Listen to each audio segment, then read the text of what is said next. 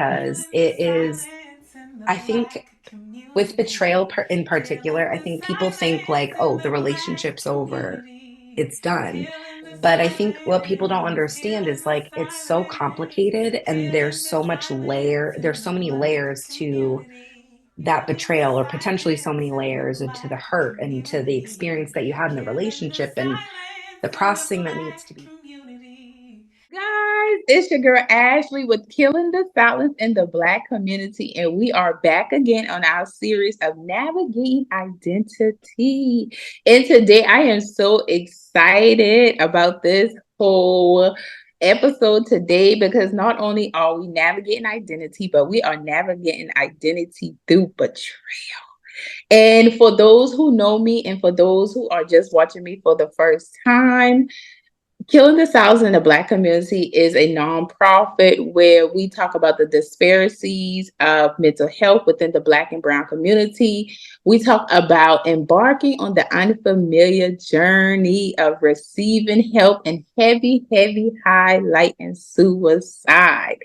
But like I said, I am so excited to have Alisia on today. And just a little backstory. We did a coaching session together with Miss Amanda. And if you're watching this, Amanda, you were phenomenal. Yes. And guess what? We're going to Bali together and we're going to cut out the mic. Yes. So, Alicia, I'll let you take over just to talk to my audience and just tell them a little about what you do before we dive in the interview. Okay. Hey, everybody. I am Alicia Cruz. I'm a licensed marriage and family therapist. I work out of Connecticut. I live here. My expertise is really working with those recovering after betrayal trauma and everything that comes with that, whether it be searching for your identity, trying to overcome, emotional abuse, thriving after these serious like events that you've gone through in your life, if you're in transition, all of that. I'm a trauma therapist. I recently got trained in EMDR, so I'm excited to start using that in my practice. I also have a podcast called the Comfortably Complicated Podcast, where I talk about really with my guests their stories of betrayal and overcoming just divorce and stories of thriving after that. But yeah, that's a little bit about me. And I have a private practice also where you can find me if you want to work with me and actually do some therapy. I do that too. Absolutely, absolutely. And just for putting that out there, are you taking any clients currently at the moment if somebody is interested? I actually just opened up a few slots, so I am taking a few more clients. So they're limited, but I am taking a few. All righty. That is just so excited. It was a mouthful, but it was just so much needed. And it's just an honor for all the accomplishments you have done and how you have built yourself. So, y'all, I definitely link everything so that you can follow Alicia. And so we're gonna dive right into it as far as when it comes to because I'm excited about this episode because not only is navigating identity, but we got an expert when it comes to navigating identity through betrayal and just your trauma therapy expertise and training. And for those who don't know the training that you just talked about, the EM, can you just kind of explain what that is if they were to have questions about it before we dive in? Sure. I'm still super new to it, but I will try to explain Yeah. it as best as I can. So really what it's about is it is about taking the memories and like the negative emotions or thoughts that you have associated with that and like working through it. The eye movements or the bilateral stimulation, there's a number of ways you can do that, helps to reduce the emotional trigger to that picture you have or those thoughts or those feelings. And then it helps, reprocess that memory and desensitize you to those triggers. And then you're able to really implant some, more positive thoughts about, you as a person now and things like that. So it's a little more complicated. I'm explaining it. I'm sure I'm Yeah. butchering it for those that are truly, advanced in it. But that's the easiest way I can explain it. Yeah. But it's amazing how much it is effective for people, especially people that have experienced a lot of trauma. It's Mhm. wonderful. Yeah. Absolutely. And that's just for anybody who just didn't have any knowledge in it, just to get them kind of like, what like what you talking about? Just to get them kind of just like the foundation of what it is. But no, that's pretty dope. It's pretty effective. So that's exciting to just add to what you're trying to do. So yes. So we're gonna dive in and I'm gonna Yes. ask you the first question.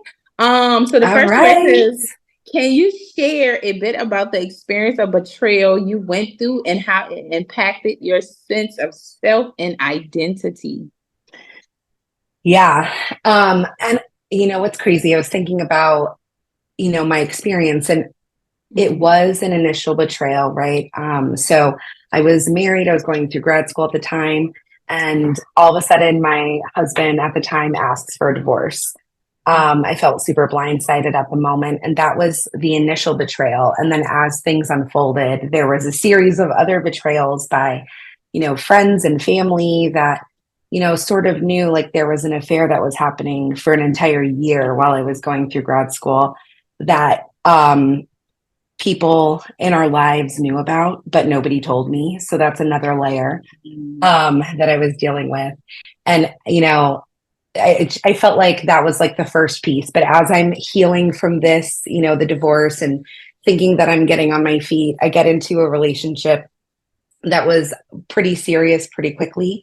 It ended up being pretty abusive, emotionally abusive for sure. And there were, some other moments that were really physical. And um that like being in that type of relationship, it was somebody, struggling with addiction issues and their own mental health issues on top of, me going through what I'm trying to process.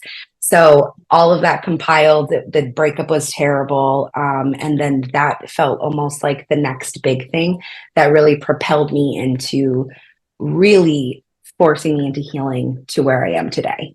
So, and then, as all this is happening, my dog got cancer and passed away. And then I had, some friendships that turned out to not be so, solid as I thought they were. And there was like, betrayals there too. So there was a lot kind of all in the span of the past 7 years or so. Mm. Maybe 8 coming on now, but that was really packed in there. But it really forced me to look at myself and really grow. Yeah. So that lead Yeah. me kind of to like the next question. How did you initially react? Because that was a lot to unpack. Not only did you going through grad school as far as bettering yourself, and then you got hit with, I want a divorce. On top of the divorce, you articulated that not only was he just, this was something that's been happening, and not only a decision from him, but you had family members and different people who were close to you that was aware of this affair, but nobody took the accountability or thought it to say anything to you. So, oh my God, the dog had cancer. And then not only that, like Yeah. you said, you got in another relationship quickly that just also was, so did, and I guess you can answer that too. Were you aware this person was on drugs or you didn't find that out? Because like you said, you got into it quickly on top of the mental health. Let's just unpack that a little. Sure. Yeah, yeah, yeah. So, okay, I'll start with the first part first. Yeah, With the family members and friends that knew. That yeah. was so wild. It was like the emotions that came with that were so mixed. Like there were Mm, moments where I was so angry and I felt so betrayed. And then there were moments that I was like, wow, I felt like nobody respected me because they've known me for so long. Like my ex-husband and I were together since I was like 15 years old. So it was like, multiple layers of just like, wow, you don't respect me enough to even let me know that like this thing that's going on is like, at one point we were talking about like, potentially starting a family. And like I'm like I just felt like stupid also. Like that's the thing that mm, kind of kept running through my head because it's like here I am getting ready to talk about like starting a family, but everybody knows, or these people that are close to us know that it's not really going to happen because this other thing is going on. Or I can't speak for them. Maybe they thought that like, oh, it's something that he'll get over or they'll work it out or Yeah. whatever. But it messed me up. I really had a hard time trusting people because it's like, okay, these people that have known me forever that I thought I could really trust that were close kept this huge secret from me. How can I Mhm. trust anybody at that point? These are people that were close. So that was one piece. Um, my dog was like, that was devastating because Yeah. and there's a lot to that, but ultimately she passed away peacefully in the sunshine, and I was happy that she was able to do that. But oh my gosh, actually, I'll tell this story really quick. Um, she passed away after the breakup with the guy that I was going to tell you about next. That Yeah. was on, the big breakup. But Hmm. actually, no, maybe I'll tell you about the boyfriend first, and then we'll go back to Yeah. that. So okay. So next with the guy that was on drugs, at the time when we met, like I knew that he like smoked weed casually, Hmm. and he said he had a past with other things. And at the time it was like not a really big deal. And looking back on it now, I think I was like looking for some excitement too, because my ex was just like very cookie cutter, straight edge, like never really we drank alcohol, but like not that much, but like Hmm. didn't do any just like very opposite. So I think I was looking for something to like make me feel, I know this sounds cliche, like alive again. No, um you know what I mean? no, yeah, I definitely know what you mean. No, absolutely. Yeah, and like me and my ex-husband, like I couldn't remember like the how long it had been since we were like intimate or close or anything like that. It had been forever. Yeah. So Because yeah, when you in a so long relationship like that, you just get comfortable and you forget that you got to continue to date. yes, it's so true. Mhm. And I know, they're initially like I took a lot of blame and guilt for like the marriage ending because it was like I was so busy. But in my head, it was a short-term sacrifice for a long-term goal. I'm like, oh, Mhm. this is something that's good for us and our potential family. He didn't Absolutely. really see it that way. Um, Mhm. so it was a choice, and I continued with it because it was something that I knew was going to make me happy, and it does. And I'm glad that I Yeah. stuck with it because it's here and he's not. So, I know that's um, right. right. So yeah, so I think I was looking for excitement. He gave me the right attention. This next guy said the things that I wanted to hear, made me feel good, like we'd have like amazing sex. And I think that was like honestly the thing that pulled me in because that it felt so intoxicating. Mhm. And then like the casual, like him, drinking or, drinking casually and smoking casually was a little bit more. And then eventually I became more comfortable and then I was drinking more. And then so my tolerance for his stuff was really low, like it was Yeah. lowered because I was just so in love, so intoxicated, literally and Mhm. figuratively, but it was just so addicting. And I think, over time, all of the red flags that bothered me a little bit at the beginning, like went out the window because I'm like, oh my gosh, this guy loves me more than anybody's ever loved me before. And that feeling was like beyond anything Yeah. I could explain. Yeah. Mhm. And that, I mean, that's just, and it kind of makes me think about my story because I mean, we never had the time to talk like this, but I've been with my kid's father since we met in high school, and Yeah. we've been split now for a while, like almost 2 years or whatever. But like that Yeah. betrayal, how you say it, just kind of being comfortable, and Yep. also too, like with me, I was going to school, and at the end of the day, like once you focus and you diving yourself into things, people do feel ignored. But you was like, you gotta look at the bigger picture. Like Yes. I'm not Yes. out with another man. I'm over here digging my laptop. Right. Exactly. And I was just like exhausted. Like I'd be Yeah. up at work for like 7 and then like then go straight to my Mhm. internship and be home by 9. Mhm. And then it was like I remember a comment. He would get home by like 5:30, and then I remember this one night, it was like 9 o'clock, maybe a little Yeah. after 9. I was exhausted. It was a long day, an emergency at the clinic. Just that happened all the time, right? When you're first Mhm. starting off as a therapist.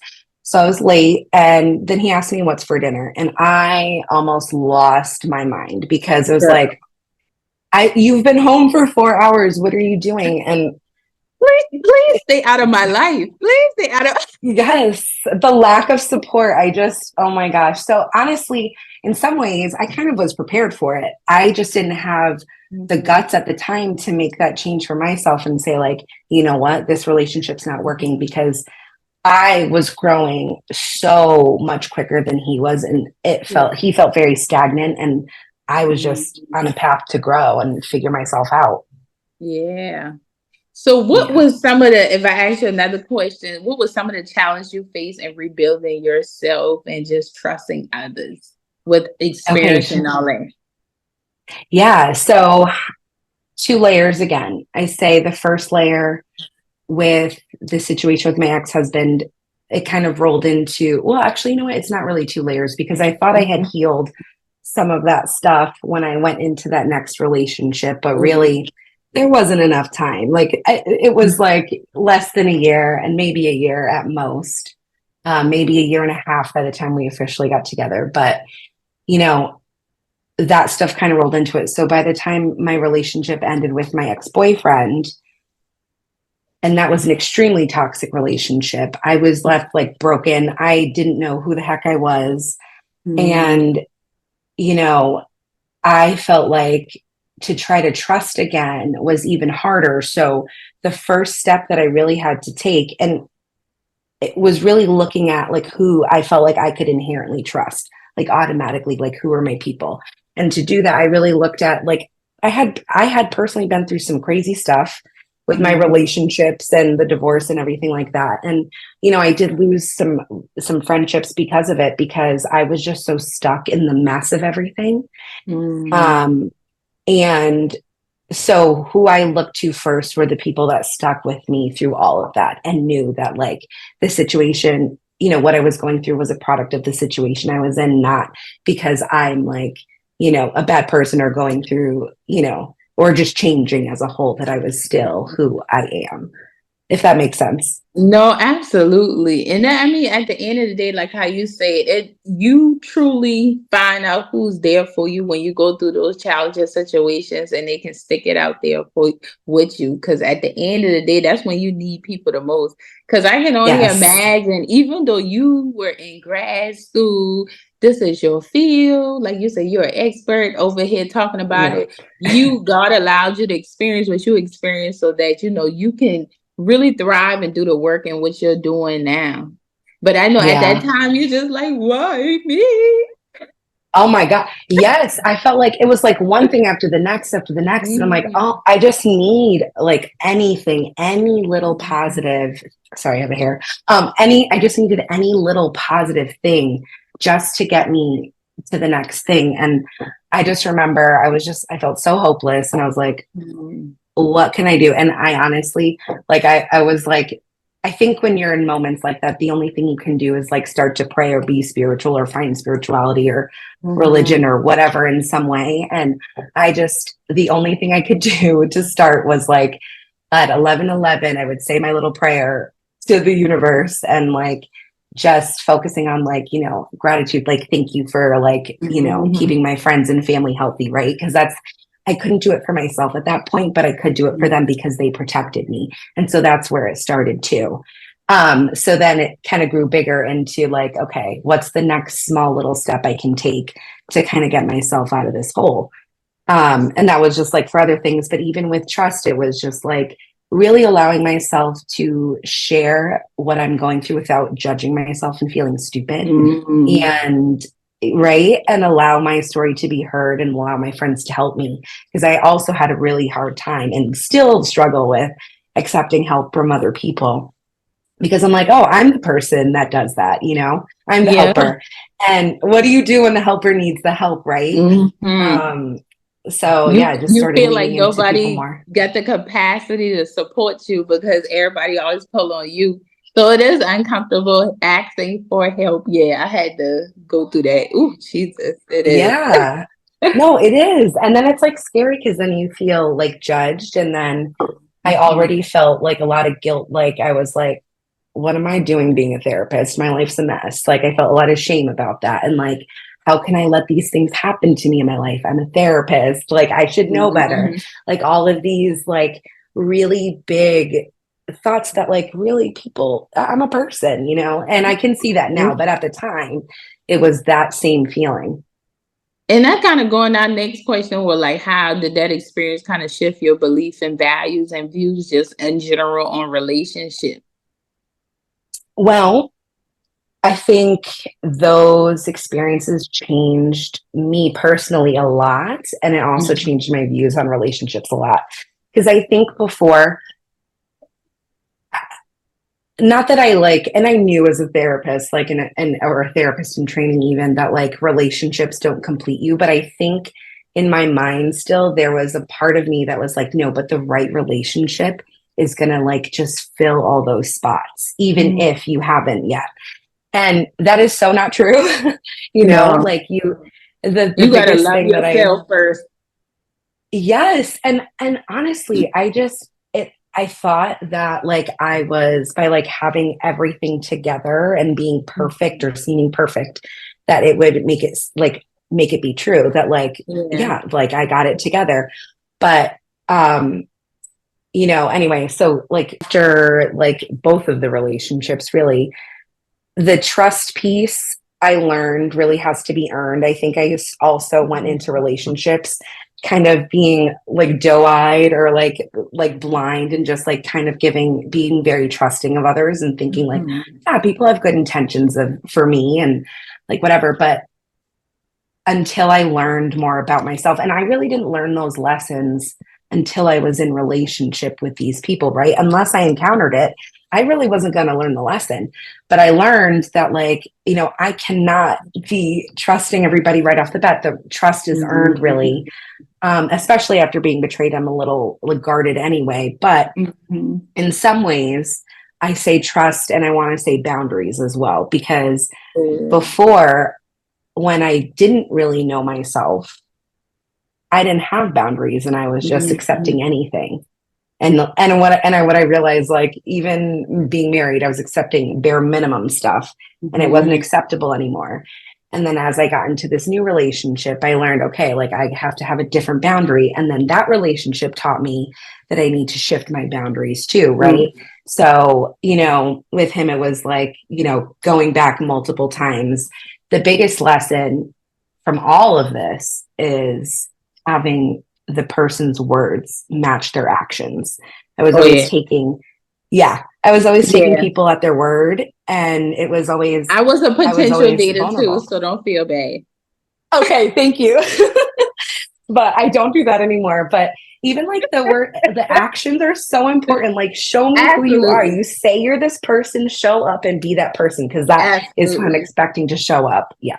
Absolutely. And I think we all pretty much, I don't even think it's a gender thing. We all go through that potential dating phase, especially if like how you Yes. said you've known him all your life. So you're just like, I know him better than anybody know him. We pretty much grew up together, or he'll get it Yep. together because I just know this is our life. Like this is what it's supposed to be type of thing. We're gonna be together. Yep. We'll figure it out. And not Yep. knowing like he got intimidated by your growth.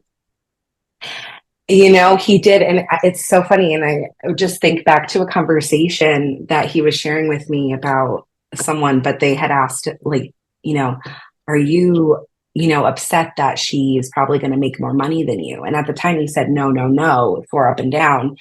But I think ultimately, yeah, I think he was scared.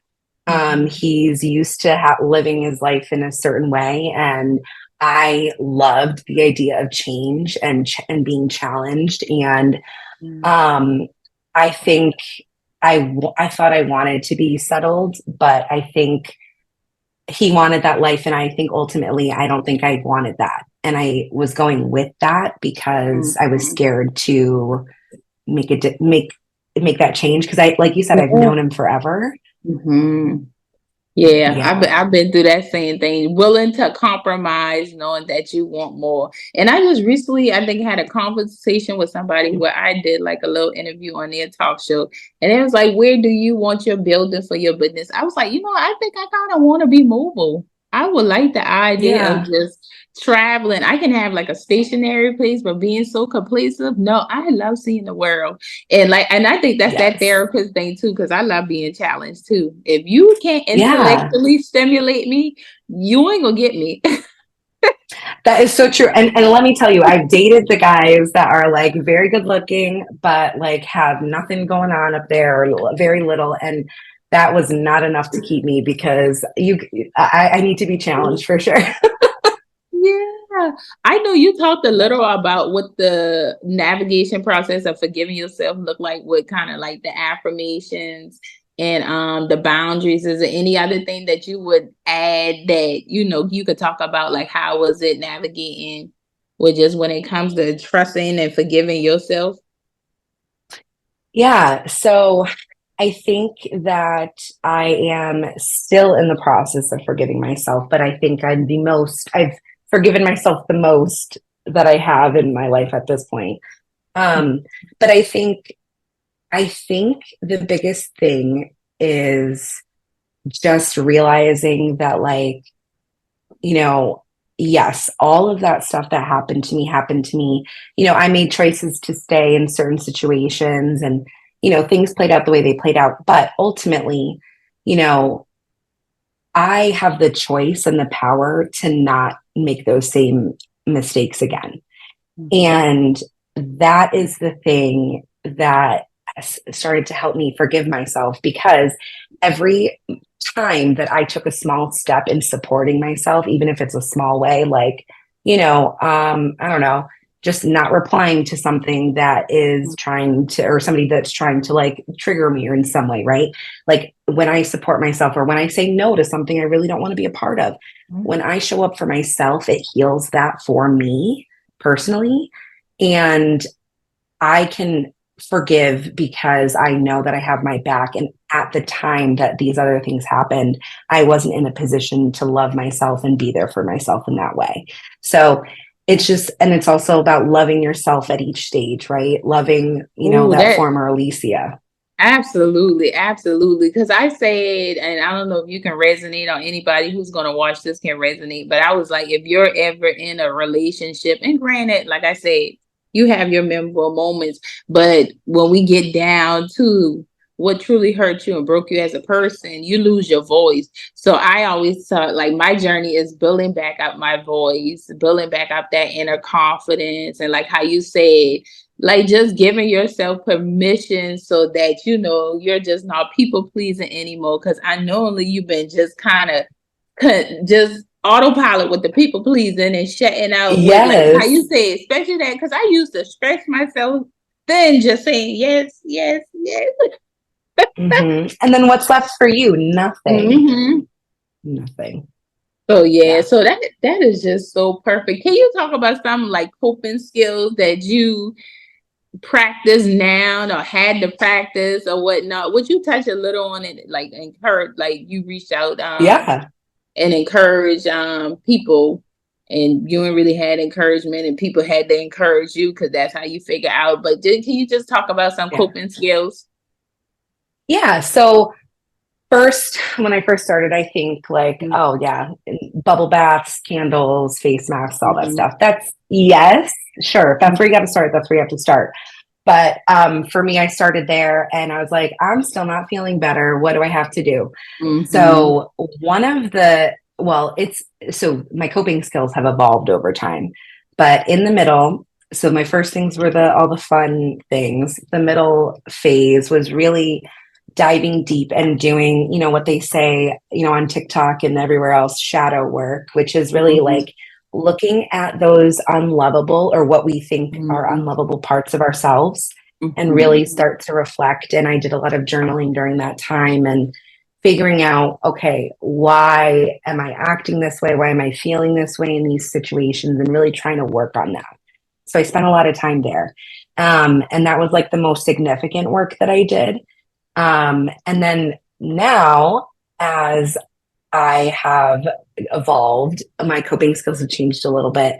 And now it looks like showing up for myself, like I said, with the boundaries and things like that.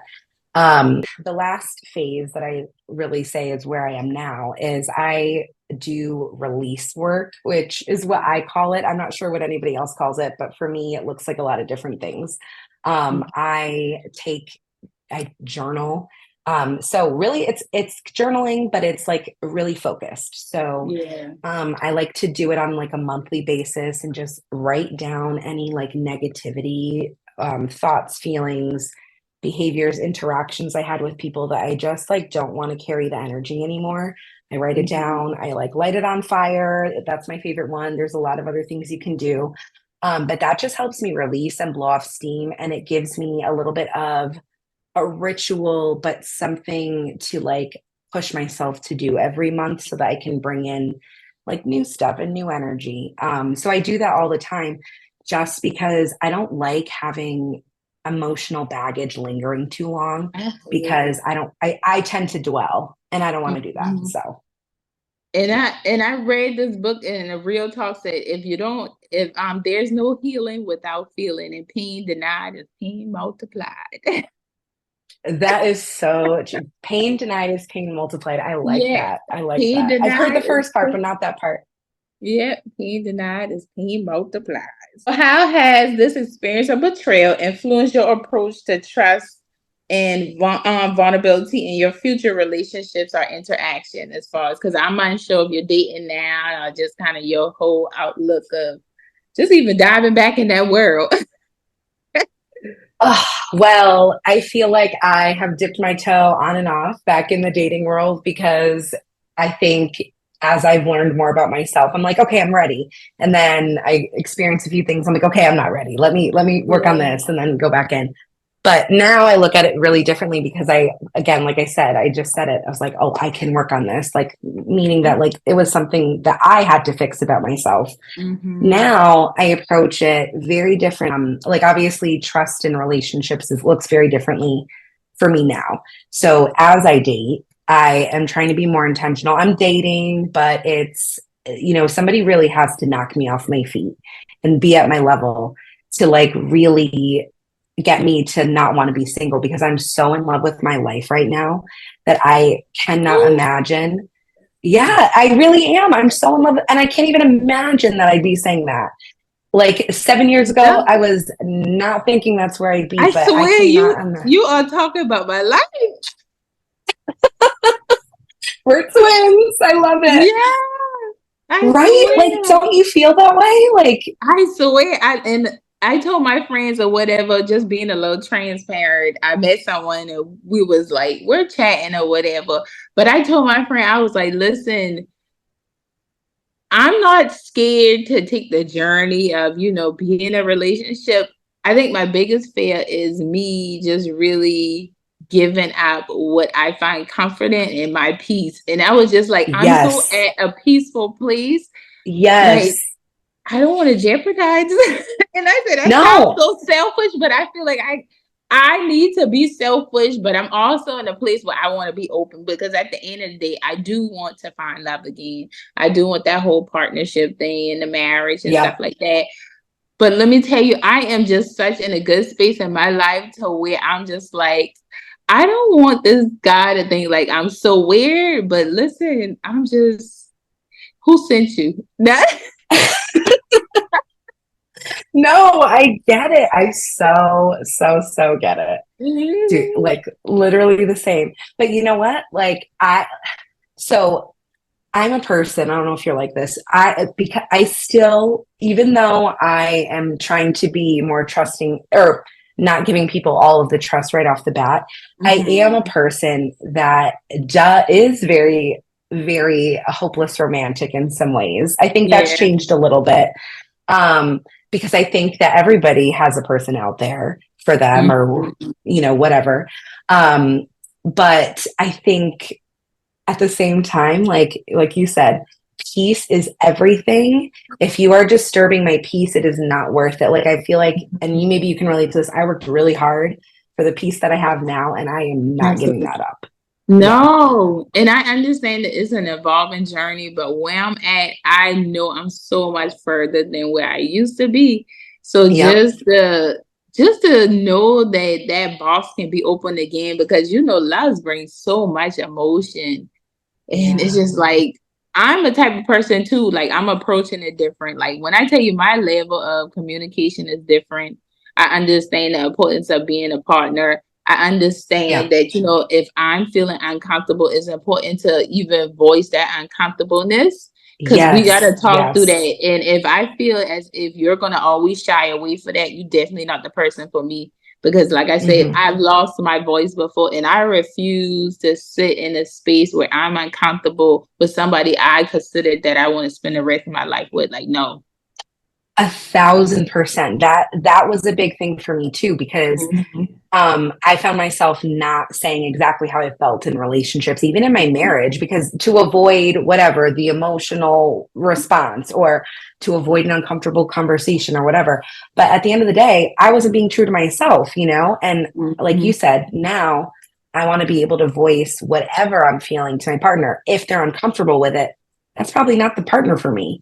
Okay. And then, the other thing I thought of that you said that made me think of this, and now, of course, I'm forgetting it.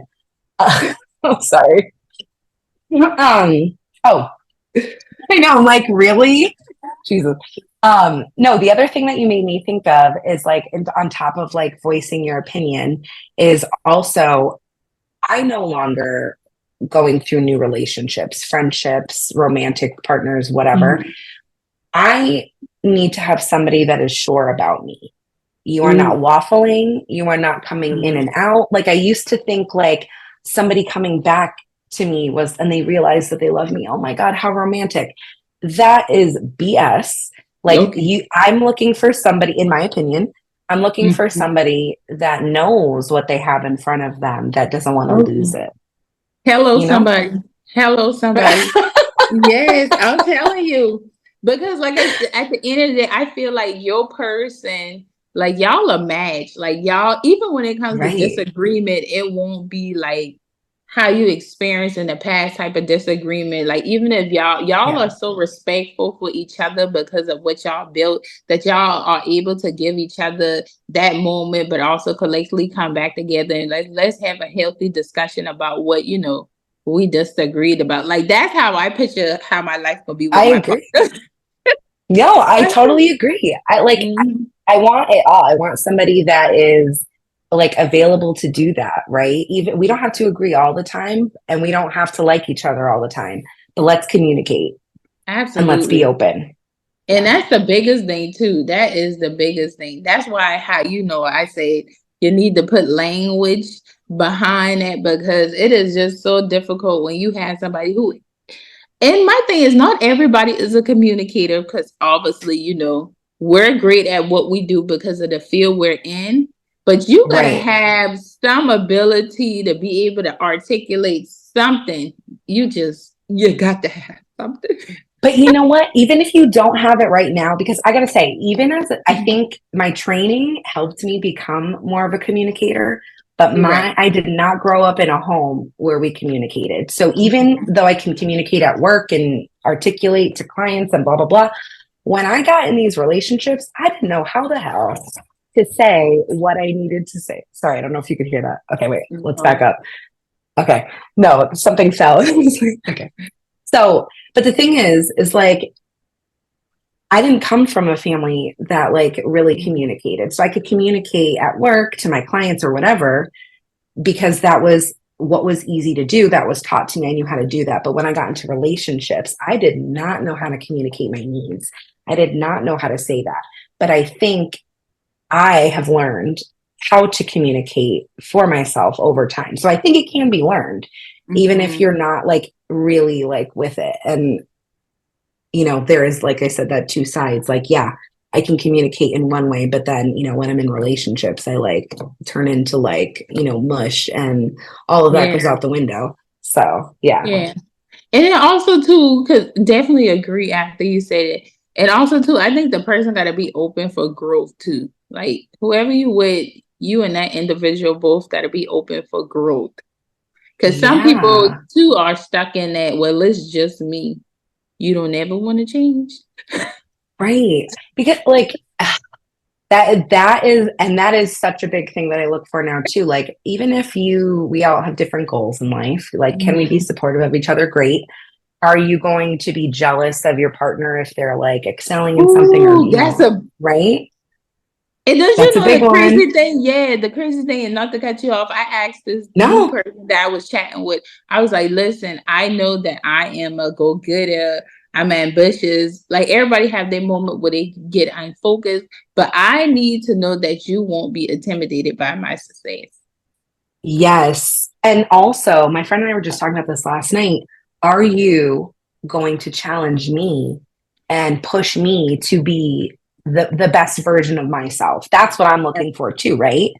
Like, but you Absolutely. also, that person in my head also has that internally for themselves too. And Hmm. I'm not finding that as much these days. Yeah. That's really something that I think is really valuable in a relationship. That is that. Oh my God, this is so good because that really Yeah. is. I'm trying to tell you because at the end of it, like I said, we all fall off, but we definitely need somebody who can pour in the eye, especially if you are poor. Because me and you in a position to where we're always a poor, and I also tell individuals or anybody who I talk to, I don't want to be your therapist. I don't want you to ever look at me like a therapist. In the event we have a Yeah. conversation and I sound therapeutic, please let me know. I just want to be your Right. partner. Right, exactly. Let me let my walls down. And for me, and because of and beyond my relationships, but my entire life theme, Mm-hmm. like I want to be able to feel like somebody has my back and that can take care of it, because I'm Mm-hmm. always the one doing that for everybody else. Yes, as of this, girl, we have a therapy. We have a therapy. We are. Yeah, Alicia, just send me the bill. Just send me the bill. I think I need to send you, I mean, the opposite. I need to pay you. This is a session over here.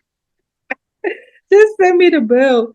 But overall, because we had a good conversation, just looking back at your journey, what advice would you offer to others who may be navigating their own identity in the aftermath of betrayal?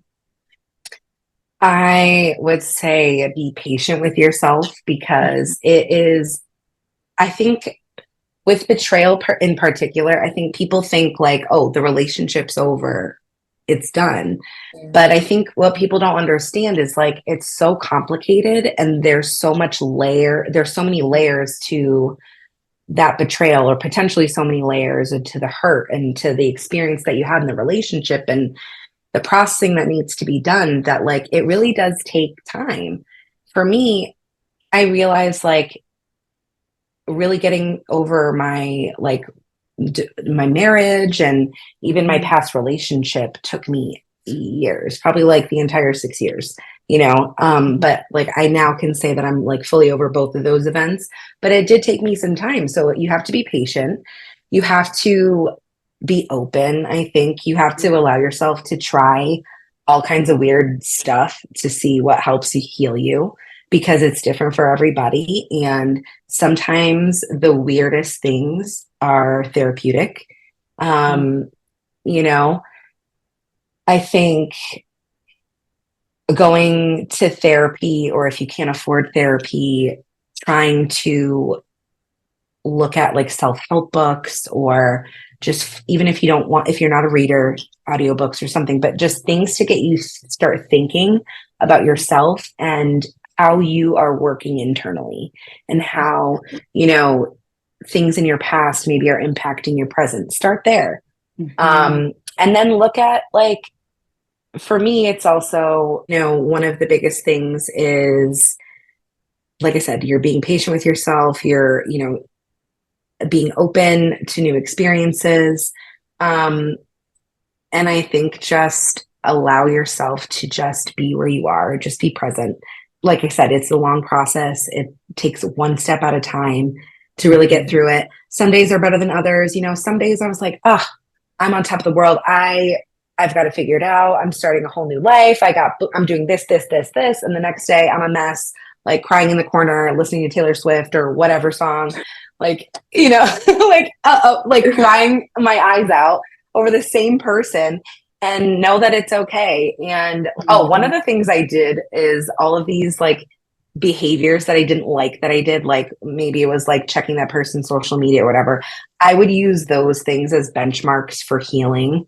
So Mhm. like if I was checking like our messages 20 times a day, then I was going down to 10, and like that was a measure for me until I started to feel better or until I felt like I no longer needed to count. And then either way, I knew I was healing, and then that helped me move forward Mhm. too. So And yeah. that's great that you have that vulnerability and to be transparent about that, because I've talked to several people who was just like, listen, I was like, listen, you gonna have to take those actionable steps to, like how you say, from 20 to 10, because you can't say you want to detach yourself from this individual, but you indirectly still involving yourself with this individual.